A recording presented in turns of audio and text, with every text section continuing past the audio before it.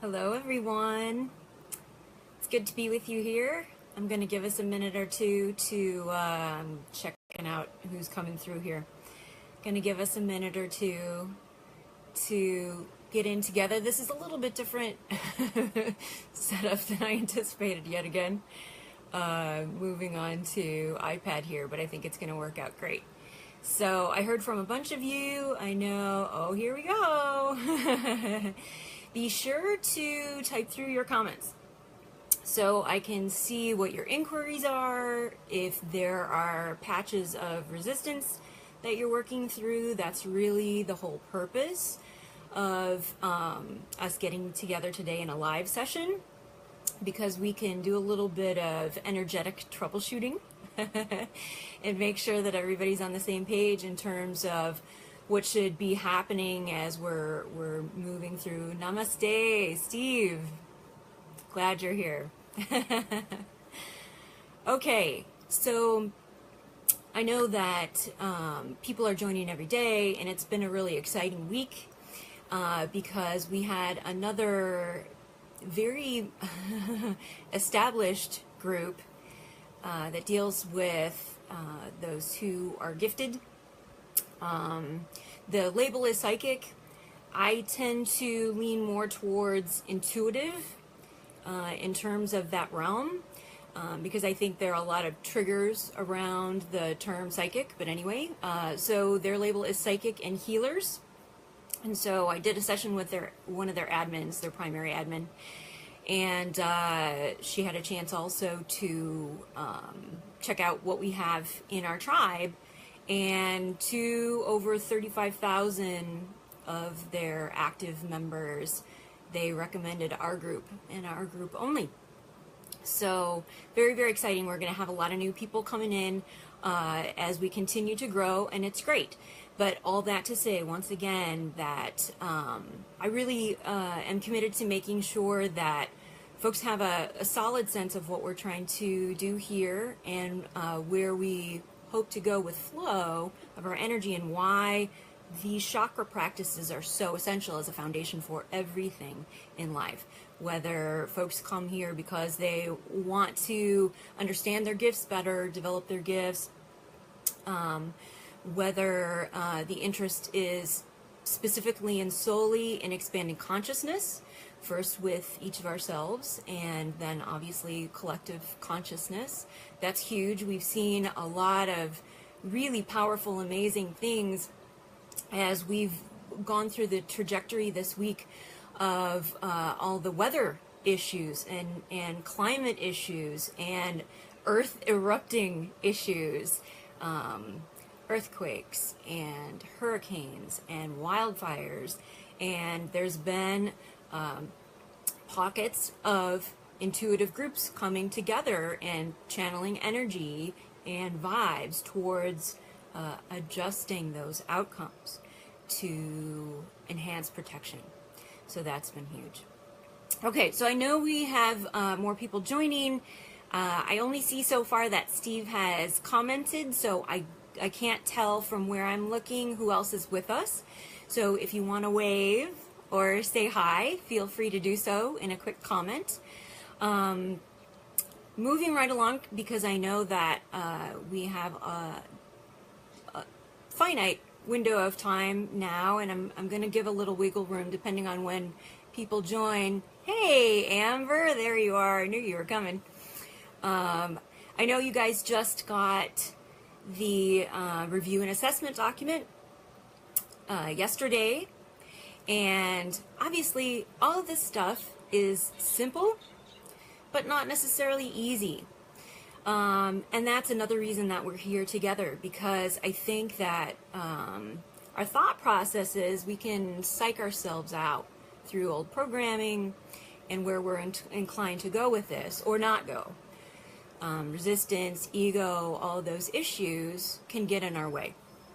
So if we remind ourselves that these are simple things, and as long as we find a way to ease daily practice behind them into our lifestyle, then that's when the gradual shifts begin to occur. So it's very, very exciting stuff. That said, what did you guys think of the review and assessment document? Who either likes, loves, comments? Who's had a chance to dig into that a little bit so far? Talk to me. You're probably typing. Okay. So, was anyone confused about the pinwheels?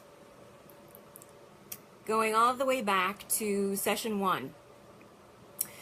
What we're trying to do with each of these sessions is create an ability to integrate visualization, feeling, and deeper intuitive connection. Because as we tie in, there we go, thanks you guys, as we tie in to our energy centers through this chakra awakening, chakra balancing, as we get to know them, then that's when we dive deeper in our connection with intuition, which is also what we need for everything that we're doing. Because it can be very, very difficult, as we all know, to distinguish between the thoughts in the mind and the actual intuitive wisdom that's attempting to channel through to us. If those chakra energy centers are cluttered up, if they're closed, if they're contracted, then the channels aren't clear, and so that has ripple effects and impacts, unfortunately, when it's contracted, negative impacts that we don't want in life and manifestation, and our energy and our feelings, our moods, our physicality, all of it. Oh, Amber. Well, thank you for saying that. Again, this is why that stuck feeling that each of us gets as we're moving towards awareness, towards awakening, through awakening. As we know, all of this is very cyclical, right? So we have glimpses of awakening, glimpses of awareness that intend to draw us into intuition, into consciousness, and then we fall back into the old patterns, and that gets walled off. So that stuck feeling, that's what we're trying to unstick. We're trying to clear those channels through the chakra practices. So I'm so glad you made that comment. That's a really, really important, good one. So the idea of getting unstuck here, again, it starts with the pinwheels. It starts with the ability to visualize in the mind, and then link that visualization with the feeling when our energy centers are balanced or when they're imbalanced. We begin, as we move through the sessions, to understand what some symptoms of a chakra energy center being closed might be, as opposed to balance and open. So back to the pinwheels, which is session 1. The idea there is, it's something that we all can relate to, pinwheel or the fan, as you can see going above. What we want to do is we want to get that energy opening and flowing more freely. So instead of that contraction, we want it opening up. And so the more freely that the pinwheel spins, the more we are able to understand that we're moving towards balance. Again, one step at a time, and that's why we do the daily practices, because as we incorporate more and more of these layers and levels, we understand more deeply, and we get more tuned in to what it takes to attune the swift movement, ease of movement, the feeling of that movement. So the pinwheel, when we start at the root chakra, for example, we know that root chakra is red, and that deals with primarily material safety and security. And this is one of the most common areas where people come and say, especially related to the stuck issue too, in the financial realms, in security realms as it pertains to life and relationships and career, all of those elements. And if we align these also with an understanding, I don't know if you guys have been introduced to Maslow's hierarchy of needs. You may want to Google that pyramid later. You'll see that the colors correspond to the chakras as well. And the baseline on Maslow's pyramid is safety and survival needs.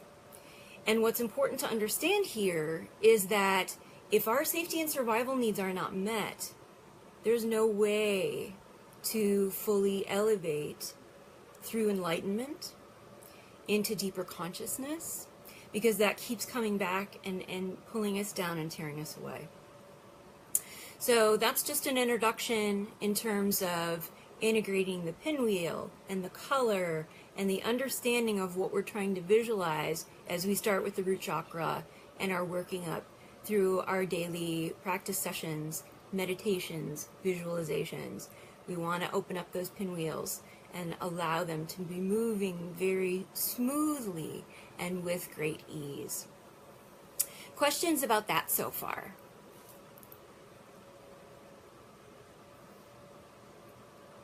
Hi guys, questions? Okay. Okay, so I'm going to look at my list of our sessions because I want to make sure that if live questions aren't coming through, I'm just going to keep guiding that way. Great, Steve. I'm glad. Thank you for that confirmation. I really appreciate it. So we're going to keep going through the various sessions while time allows, just for a little bit of a touch point on each for clarification and deeper understanding. And then just pop in with questions and comments at any point. I'm very, very interested also in hearing about your personal experiences with this. So if you had an awakening moment, if you had a glimpse or a glimmer, if you had a feeling that popped through as you were doing your journey log sessions. And of course, journey log is just another term. How do you balance taking care of immediate financial needs and moving toward your highest self at the same time? The million-dollar question, right? Well, that's where, thank you, Steve. That's where the daily practice comes in. Because obviously, we're all starting from where we are right now. There's no good or bad in this. There's just where we are in this moment and where we choose to flow in each coming moment, because all we have is now, all we have is present. And that's part of this resistance dichotomy too, is as we're trying to come out of old, outdated programming that was either given to us or learned in school or assimilated through our family and friend experiences as we were growing up, obviously a combination of all of these things. What we're trying to do here is be able to release what no longer serves us. And the only way to begin releasing and peeling back those layers is to acknowledge through awareness that they exist there. And then by integrating these daily practices, that helps us to tune in. Because as we know from anything, whether we're talking about fitness, whether we're talking about nutrition, whether we're talking about intellectual studies, whether we're talking about career and relationships, family, all these things, the more that we plug into them and give them our conscious attention, our conscious presence, the more they flourish. So it's up to each of us to make a choice to plug into these practice sessions and do so consciously from intuition, from our soul essence, and awakening consciousness from that, moving through the practices with an openness to learn and to attune each time. And so as we do that, we will continue to peel back the layers that no longer serve and add layers that do. So it's a gradual process. We want to be patient with ourselves. We want to be patient with the process, which can also be difficult with antiquated programming. that tells us, you know, we should expect results now. Everything should change now. Instant gratification now. No. We know better. Even logically, we know better. But now it's really important to assimilate that and to feel that. So does that make sense so far, Steve, in terms of, yes, obviously we're going to continue to take care of immediate financial needs. And we're going to attend to those and be responsible. This isn't about shirking any responsibilities. But also it's about modifying the flow of how we approach, how we feel about those responsibilities, how our energy responds to those responsibilities. Does having such financial responsibilities cause the root chakra to contract and close up? Do we cower from that? Does it give us anxiety and stress?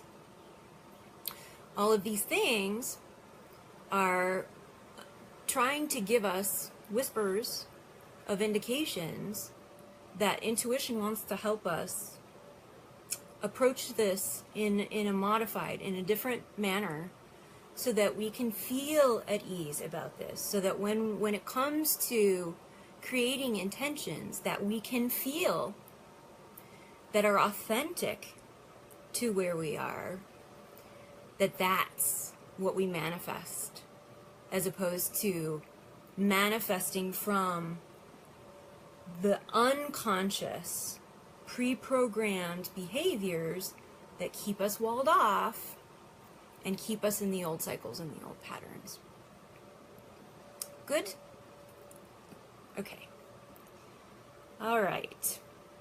So, integration of the affirmations with the pinwheel visualization during our meditative space. Great, Steve. Thank you. Good. And we'll come back to these more and more. But I know I wanted to, again, that's why we're here. I want to make sure that you get the conscious attention and response to that you need right now. Okay, so the affirmations paired with the visualization, paired with the feeling, what we're doing with these layers is that we're gradually adding in more and more senses to reinforce new imprints, as opposed to what's been imprinted on us through the outdated programming. So that's why when we are in the earlier sessions, and again we say simple, but not necessarily easy, because we're coming in oftentimes with resistance to it. The simple idea is the pinwheel, the red color, the visualization, and we start I am safe with the affirmations aloud, because the vocalization actually engages our throat chakra, which is huge too.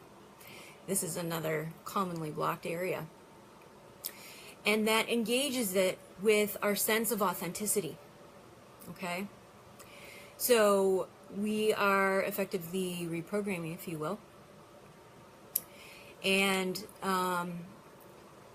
reinforcing the new imprint, hearing ourselves say it, feeling ourselves say it, and integrating, linking all those pieces together. Eventually, as we continue through the sessions, then obviously we can do that in the mind, in the consciousness, saying it quietly as we transition, if you wish. But that's the idea behind those pieces, is that, again, we're adding layer upon layer to reinforce the new belief systems, which shift the energy, opening and balancing the chakras, and allowing new outcomes. Okay, So you guys have the visuals that you can refer to. I've tried to be diligent about providing visuals that also reinforce too. So in the case where you need to use the still visuals, or certainly when we get to the video that's on the elevate.today website, that's in session 14, and that can be tremendously helpful, again, especially for anyone who feels stuck or blocked and has a difficult time starting. If you're new to meditating, if you've got a lot of the monkey mind going on with thoughts and commitments and responsibilities trying to infiltrate your meditation time, tuning into the video and watching that as that moves you through and hearing the soothing music, that can tremendously aid the process as well. Any questions while I'm looking through our list here again? I know that the installments on the yoga poses and the nutritional recommendations per chakra, crystals, scents and aromas, all those things, again, are meant to augment. But just a quick point on yoga. Also, for anyone who may be feeling stuck, feeling really emotional. Oh, Amber. Wow. Okay, you just gave me chills. Wow, you just really gave me chills. Okay. You just reinforced why we do this. And thank you so much for your vulnerability and your trust in sharing that comment. That's huge. So when we vocalize, this is another huge part about vocalizing initially when we're starting to integrate the affirmations, because we will feel and hear our own conviction or lack thereof, our own power or lack thereof, our own alignment with those statements or lack thereof. And those, when other indicators aren't as prevalent or as obvious, those are enormous. So as Amber is saying here, yes, I am safe.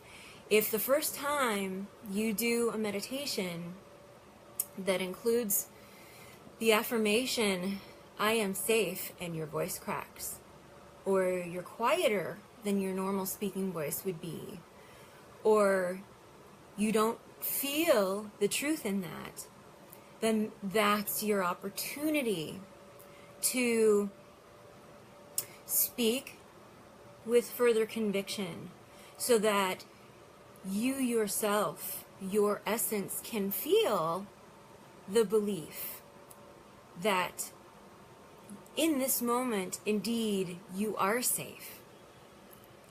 It's not about yesterday. It's not about the next moment. It's not about tomorrow. It's about right now. In this moment, you're safe. So that is such a huge point, Amber. I cannot emphasize that enough, and I am just so grateful to you for bringing that up, because that's true. I want to say especially of the root chakra, because there are such powerful baseline associations there, but it's really true of all. And interestingly enough, I had a situation with one the other day, and I'm trying to remember off the top of my head which one it was, and I want to say it was my throat chakra. So I had a little bit of a crackle for a moment, and I checked myself, and I thought, what's going on there? So sometimes it's simply a matter of reseating your own posture, making sure that you've brought your true consciousness to the moment, that you're giving attention and giving awareness fully to where we are. That's our ability to plug back into the meditation, make sure that those feelings are being integrated in that the time that we are giving, the attention that we are giving, the consciousness that we are giving is able to create that flow and ease that we're looking for. So, happens to all of us. It's not a good or bad thing. It's an opportunity. It's a matter of being able to tune further in. And this is why we do these daily, consistent, conscious practices. Oh, beautiful, beautiful, beautiful. Thank you, Amber. Okay, and there are, as you see, too, there are a variety of different affirmations. Okay, I'm reading your follow-up comment, Amber.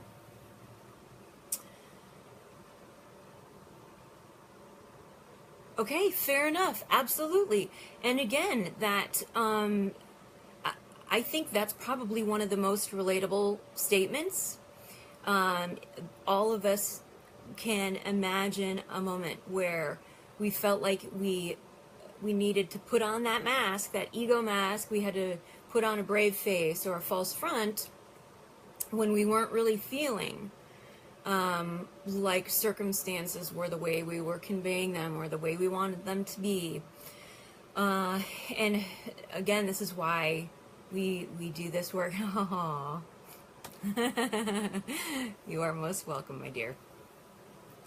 So this is why we do these practices, because it's through the opening, through the tuning in, that we realize that this is actually how we're feeling. If we don't tune in, if we don't give our own consciousness, our own energy centers, the tender care that they deserve, then we're not fully integrated ourselves, we're not fully authentic, but we're also not using the tools and the gifts that are provided us to use to manifest our most extraordinary life. So that's really the takeaway there. Okay, Steve, huge disconnect, perceive, thought they were supposed to be, yeah. Well, okay, so the lens of perception is all about our choices too, right? So if we think about perception as a lens, we're going to see what we focus on, and we're going to focus according to where we are driven to, where we're told to, where we think we must. So again, if we're instead of being conscious, instead of allowing focus to come from consciousness, from intuition, from higher wisdom and higher guidance, if we are listening to what others are telling us, what we believe needs to be aligned with others' perception of us, that's the ego stuff.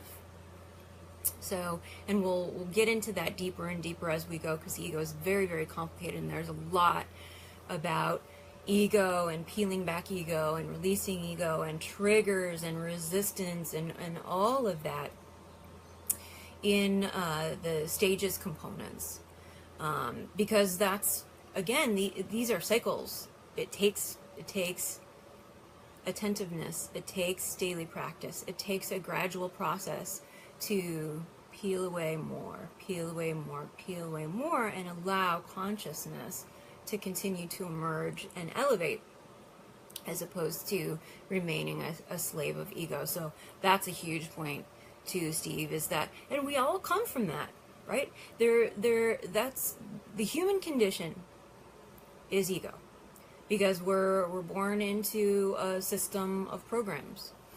And that system is reinforced through family and through associations, through friends, through sometimes, a variety of communities, school and religion and hobbies and sports and all of those things. Our programming comes from a variety of places, and the more places in which and from which it's reinforced, the more powerful that programming is, the more powerful the hold is that it has on us, and the more that it's up to us, each of us, from self, from intuition, from personal choice, to decide differently. Does that make sense? Is that where you were going with that comment, Steve? I want to make sure that I addressed it fully for you. Like, not like, love. We don't have a not like button, do we? Okay, do you think early man was more connected to source and pure energy in our egoic minds took over more? You know, oh, absolutely, thank you. You know, that's an interesting question. I think not, and here's why. Wow, 8:04. We're running over already. I just wanted to honor what we said to each other in terms of the space in time that we were creating here, and I obviously made sure that we had a buffer available. But we'll start to wrap up with this. I think the reason that I say I think not, in terms of earlier man being more conscious, is because the visual that comes to me with that, the guidance that I'm getting, is all the way back to caveman and what have you. Now, early man may take on a different meaning for you if you think in terms of biblical scenarios or what have you, so we could clarify further on that. But that's where I go with it, and all of that, to me, in the interpretation that I'm getting, boils down to safety and survival needs. We think caveman, we think dinosaurs, we think all of that, and it's really those visuals, if they're accurate, that's really the other important caveat. If that history, if that assessment is accurate, then that is requires a need to open up from the root chakra on and embrace consciousness.